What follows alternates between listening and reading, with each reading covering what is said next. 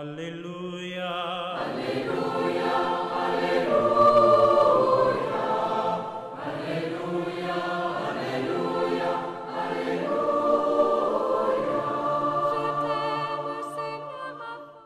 Le Seigneur soit avec vous. Évangile de Jésus-Christ selon saint Marc.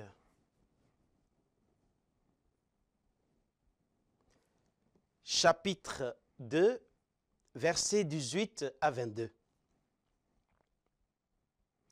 En ce temps-là, comme les disciples de Jean le Baptiste et les pharisiens jeûnaient, on vint demander à Jésus: pourquoi, alors que les disciples de Jean et les disciples des pharisiens jeûnent, tes disciples ne jeûnent-ils pas?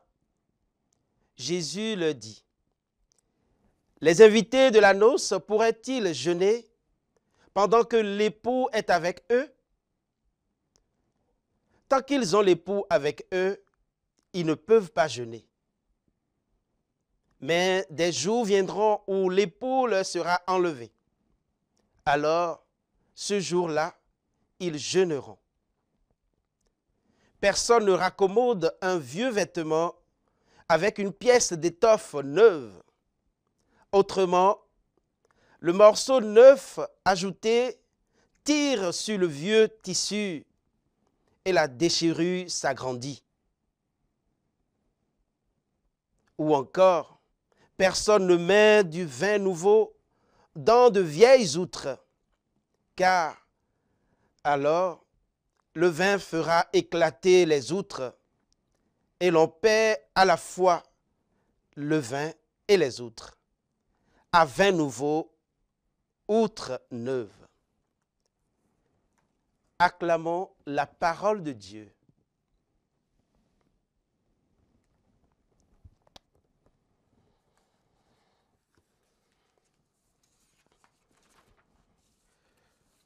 Bien, chers frères et sœurs en Christ, chers amis téléspectateurs, bonjour. Soyez bénis au nom de notre Seigneur Jésus-Christ. La péricope de saint Marc que l'Église, notre mère, nous propose en ce jour nous interpelle sur notre conversion intérieure. Se donner au Christ implique des changements dans notre vie. Pourquoi tes disciples ne jeûnent-ils pas? À cette question, Jésus répond, comme d'habitude, par une autre question. Les invités de la noce pourraient-ils jeûner pendant que l'époux est avec eux? Il est question encore de noces, comme dans l'évangile d'hier, avec les noces de Canaan. L'évangile d'aujourd'hui arrive comme pour éclairer le signe que Jésus a fait à Canaan, alors qu'on allait manquer de vin. Les invités auraient été indubitablement contraints de jeûner, alors que l'époux était avec eux. Il y a donc un sentiment de bien-être qui anime les invités grâce à la présence de Jésus.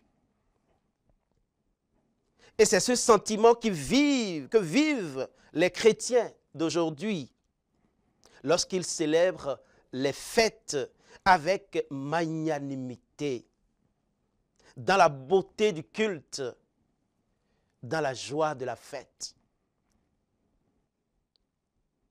En parlant de la présence de l'époux, Jésus ne dénigre pas la pratique du jeûne, mais il veut simplement nous dire que les disciples de Jean et les pharisiens jeûnent parce qu'ils se préparent et attendent le Messie qui doit venir. Implicitement, Jésus nous dit que nous n'avons pas à l'attendre, car il est déjà là. Il est au milieu de nous, chers frères et sœurs. Nous n'avons plus à nous préparer, mais à l'accueillir et à nous laisser transformer par sa présence agissante. Jésus est près de toi, chers frères et sœurs. Jésus est près de nous. Il est avec nous. Mais Jésus ajoute que les jours viendront où l'époux leur sera enlevé. Et alors, ce jour-là, ils jeûneront. Dans la vie chrétienne, il y a aussi des moments de pénitence, des moments de tristesse, des moments de maintien du corps dans le manque pour éveiller le désir de Dieu. Jésus poursuit sa réponse en donnant deux images. Celle du vieux tissu à réparer et celle du vin nouveau et des vieilles outres. Ces signes très concrets semblent nous dire, à chaque situation, ayons une attitude appropriée, chers frères et sœurs. Il nous arrive d'être loin de Jésus. Et pourtant, il est parmi nous. Il est auprès de nous. Pour le retrouver, il nous faut nous dépouiller, nous débarrasser de tout ce qui nous alourdit.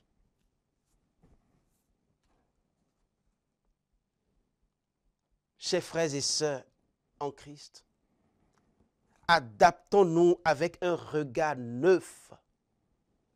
Je dis bien un regard neuf pour accueillir le don de Dieu. N'essayons pas d'accommoder la bonne nouvelle à nos vieux schémas, à nos anciennes manières de voir les choses. Renouvelons plutôt nos façons de penser et de vivre à la lumière du Christ Jésus, lui qui est prêtre pour toujours selon l'ordre du roi Melchisédek. Que cette semaine pour l'unité des chrétiens soit un moment pour nous pour reprendre avec Jésus, avec nos frères et sœurs en humanité. Le Seigneur soit avec vous. Que Dieu Tout-Puissant vous bénisse et vous garde, le Père et le Fils et le Saint-Esprit. Amen. Alléluia. Alléluia.